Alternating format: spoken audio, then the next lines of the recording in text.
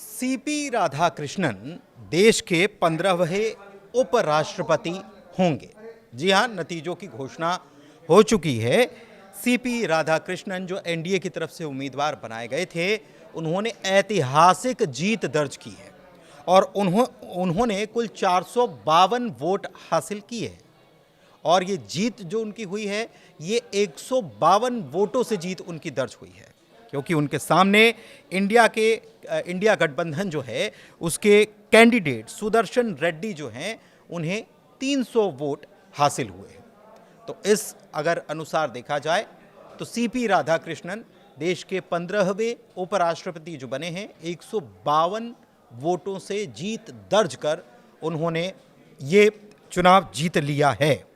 दिलचस्प बात यह है कि कांग्रेस ने इंडिया के 315 सांसदों के मतदान का दावा किया था कि 315 सांसदों ने मतदान किया है। और इससे अगर देखा जाए तो इंडिया गठबंधन जो है, उसके प्रत्याशी सुदर्शन रेड्डी, उन्हें 300 वोट हासिल हुए हैं।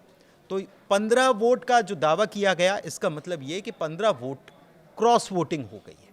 15 लोगों ने क्रॉस वोटिंग की है।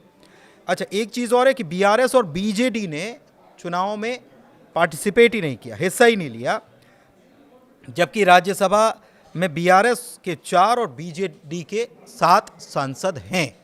एक और है, लोकसभा में इकलौते सांसद वाले शिरोमणि अकाली दल ने भी पंजाब में बाढ़ के चलते वोट डालने से इनकार कर दिया।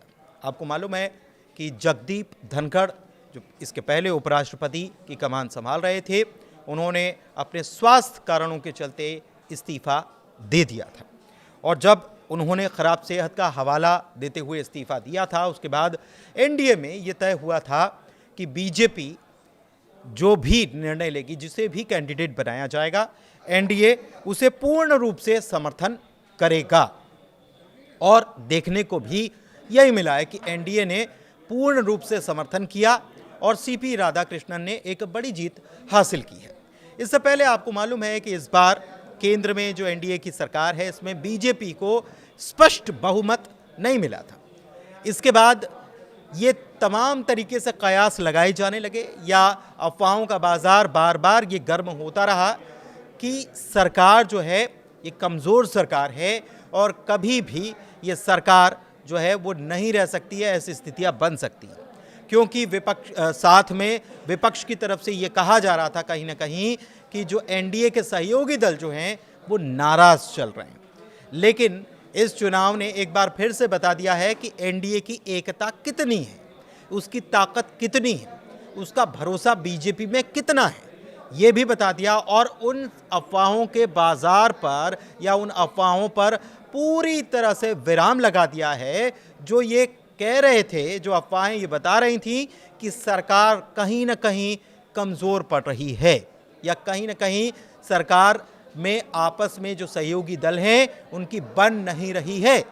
लेकिन एक बार फिर से ये चुनाव बहुत कुछ मैसेज दे गया है। एक बात और है, इस चुनाव का असर बिहार में होने वाले चुनाव पर भी, विधानसभा चुनाव जो है, उस पर भी पड़ना तय माना जा रहा है।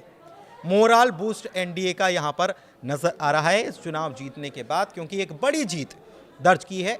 452 वोट सीपी राधाकृष्णन को और दूसरी तरफ रेड्डी साहब को मात्र 300 वोट हासिल हुए हैं।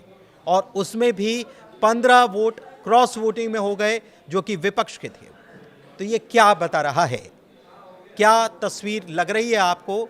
आप कमेंट के जरिए बता सकते हैं। लेकिन फिलहाल सीपी राधाकृष्णन देश के 15वें उपराष्ट्रपति होंगे, ये तय हो चुका है। चुनाव उन्होंने जीत लिया है।